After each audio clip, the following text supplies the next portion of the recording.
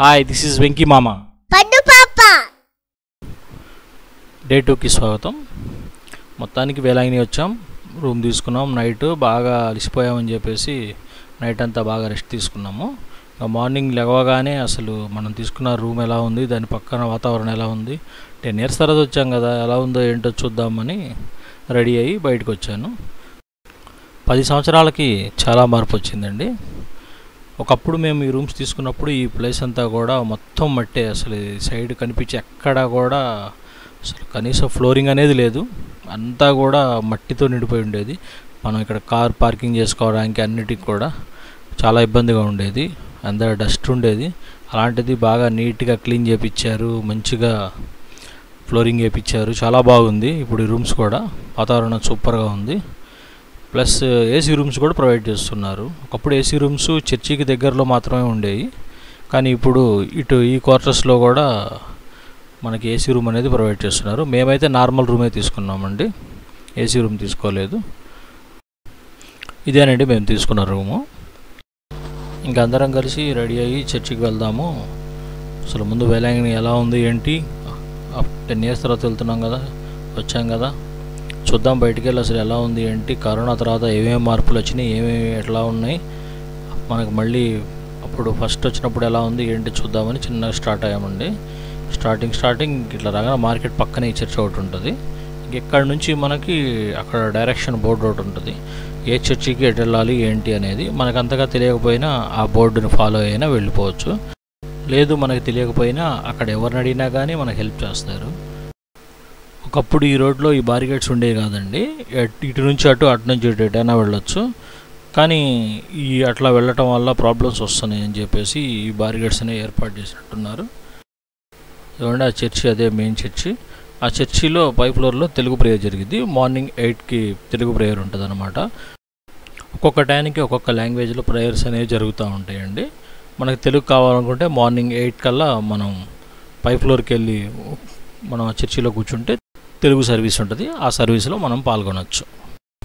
ఇది చర్చి ముందు వైపు నుంచి అండి. ఇటు నుంచి మనకి డైరెక్ట్గా సముద్రానికి రూట్ అనమాట, బీచ్కి వెళ్ళే రూట్ ఇది. ఈ లైన్ మొత్తం చర్చికి ఆపోజిట్ స్ట్రైట్గా బీచ్ రోడ్ అండి. ఈ బీచ్కి వెళ్ళే రోడ్లో షాపింగ్ మాల్స్ ఉంటాయి, ప్లస్ ఎవరైనా మొక్కున్న వాళ్ళు గుండు చేయించుకోవాలనుకుంటే ఇవ్వండి ఈ పక్కనే. టోకెన్ కాస్ట్ వచ్చేసి గుండుకి 50 రూపాయలు, చెవులు కుట్టించిన 50 రూపాయలు. లోపల గుండు చేసిన వాళ్ళకి 50 రూపాయలు ఇవ్వాలి, చెవులు కుట్టించుకుంటే చెవులు కుట్టిన వాళ్ళకి 50 రూపాయలు ఇవ్వాలండి. But I'm so frustrated. Hello to my loneliness. I guess that ignorance is bliss. Take me back to before the new. Rewind, take it out of cue. Innocence can be a young man's game. Signed up for the hall of shame. I wish I knew how much I miss. I know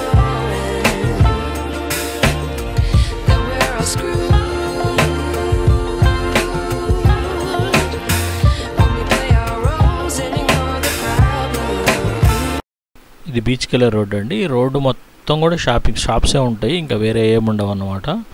అసలు ఈ షాప్స్లో అన్నీ కూడా reasonable ప్రైస్గా వస్తాయి, కానీ మరీ heavy cost ఏమి ఉండదు.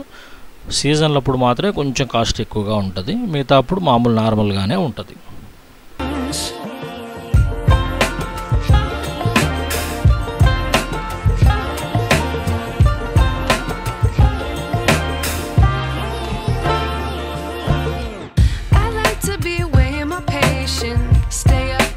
so outdated. How can we look the other way? Sun is out, but the sky is gray. What would happen if I took a chance? It's always hard at first glance.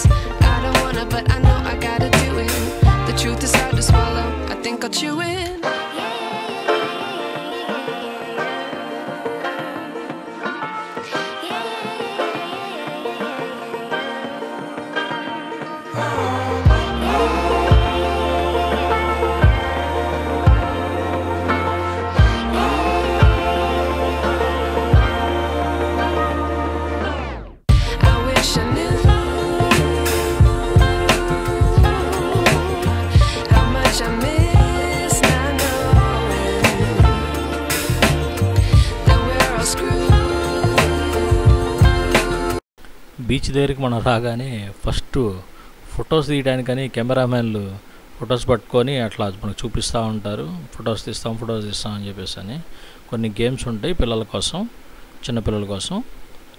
తర్వాత కొన్ని sea foods కూడా బాగా దొరుకుతాయండి ఇక్కడ. Sea food చాలా బాగుంటుంది, try చేయండి ఒకసారి. ప్లస్ ఫ్లయింగ్ పరోటా అని ఉంటుంది, కానీ మేము వెళ్ళినప్పుడు అది ఓపెన్లో లేదు, లేకపోతే నేను ఆ ఫ్లయింగ్ పరోటా కూడా చూపించేవాడిని అనమాట. ఇంకా బీచ్ దగ్గర నుంచి చర్చ్కి వెళ్ళి ప్రేయర్ చేసుకొని ఇంకా అక్కడ నుంచి డైరెక్ట్గా మార్కెట్కి వచ్చేసామండి. మనకు కావాల్సిన ఈరోజు ఫుడ్ ఐటమ్స్ అనేవి మనం ప్రిపేర్ చేసుకోవాలి కదా, అవి తీసుకొని వెళ్దాం. అసలు మార్కెట్ ఎలా ఉంది ఏంటి చూద్దాం. కానీ ఇక్కడ రొయ్యలు చాలా చీప్గా వస్తాయండి. ఆ రొయ్యలు చేపలు ఎలా ఉన్నాయి ఏంటో ఒకసారి మీకు నేను మార్కెట్ లోపలికి వెళ్ళి అవి కూడా మీకు చూపిస్తా. ముందు ఇక్కడ మార్కెట్ లోపలికి వెళ్ళబోయే ముందు షాప్స్ చూడండి. అవి కట్టెలు, రైస్, అన్ని రకాల రైస్ ఉంటాయండి, అన్నీ దొరుకుతాయండి, ప్రతి ఐటెం దొరుకుద్ది మనకు కావాల్సినవి. ప్రాబ్లం ఏం లేదు, ఎవరికి ఏం కావాలన్నా కానీ అన్నీ కూడా రీజనబుల్ ప్రైస్లోనే వస్తాయి. ఎవరు కూడా ఎక్కువ కాస్ట్ ఏం చెప్పరు. ప్రతిదీ ఇక్కడ మాకు తెలిసిన ఒక అతను ఉండాలి, తన కోసమే నేను షాప్స్ అన్నీ చూస్తున్నాను, తనకు కనిపించలేదు ఇంకా. సరే ఈ లోపు ఒకసారి లోపలికి వెళ్ళి మార్కెట్ లోపల ఏమున్నాయో చూసేసి వద్దాం. అదిగోండి డ్రై ఫిష్, మాల్ ఫిషెస్ ఉన్నాయి. ఈ ఆంటీ మాకు తెలిసిన ఆంటీయే. మేము 10 years బ్యాక్ వచ్చినప్పుడు కూడా ఈ ఆంటీ బాగా మాకు పరిచయం. అంటే అందుకే రండి అని చెప్పేసి అని మమ్మల్ని పిలుస్తుంది. మీకు రొయ్యలు తీసుకొస్తాను ఆగండి అని గిన్నె తీసుకొని వలిచిన రొయ్యలు తీసుకొస్తానని త్వరగా వెళ్ళి ఆ రొయ్యలు అనేవి తీసుకురావడానికి వెళ్ళింది. ఇవ్వండి, ఇవి మామూలుగా వలవని రొయ్యలు ఇవి. మేము వలవని కాదు, మేము వలిచినవే అడిగాము. ఆ ఆంటీ మాకు తెలిసిన ఆంటీ గారు తీసుకొస్తానంది.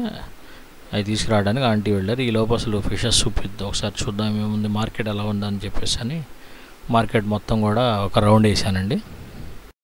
ఇక్కడ మనకు అన్ని రకాల చేపలు అనేవి దొరుకుతాయండి. డ్రై ఫిష్ ఉంటాయి, మామూలు ఫిష్ ఉంటాయి.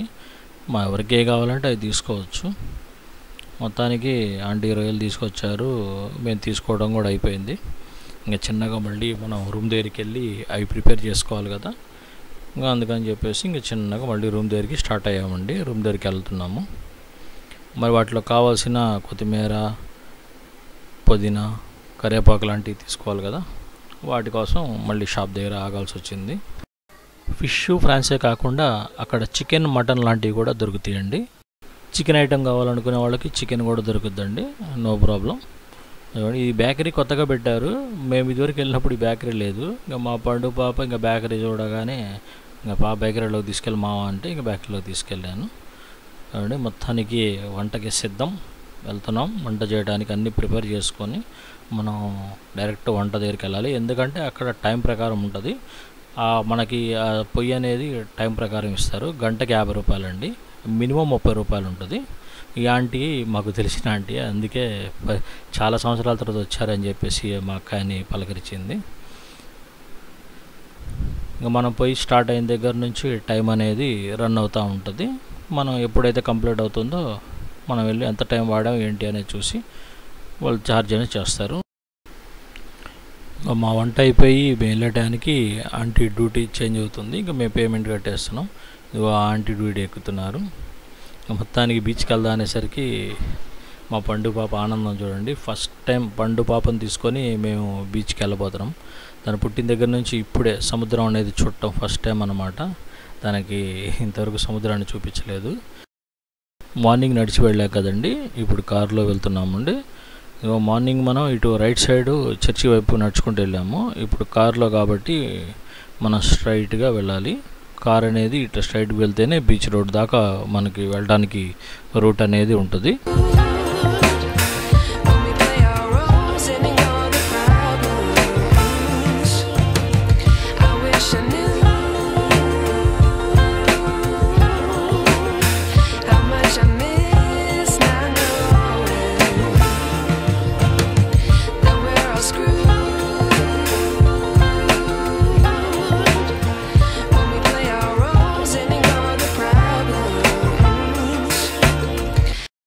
యాక్చువల్గా బీచ్ రోడ్లో కార్ వేసుకొని వెళ్ళలేము, ఎందుకంటే చాలా ట్రాఫిక్ ఉంటుంది. ఇంకా ఫస్ట్ డే కదా, కొంచెం జనాలు తక్కువ ఉన్నారు, అందుకని చెప్పేసి కార్లోనే వెళ్దామని చెప్పేసి అని వెళ్ళాము. ఇంకెక్కడ నుంచి మనం బీచ్ పార్కింగ్ ఏరియాకి వెళ్ళి కార్ అనేది అక్కడ పార్క్ చేసి బీచ్లోకి వెళ్దాము.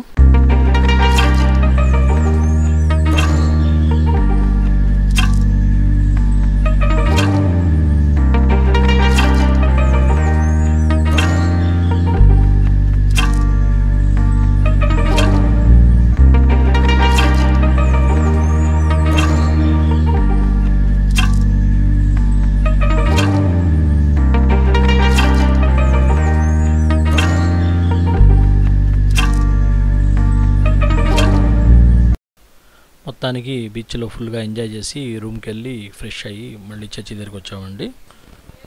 ఓకే, ఈ విధంగా మన డే 2 అనేది ముగిసింది. మరలా డే 3 వీడియోలో మళ్ళీ కలుసుకుందాం. Thanks for watching. Like and subscribe.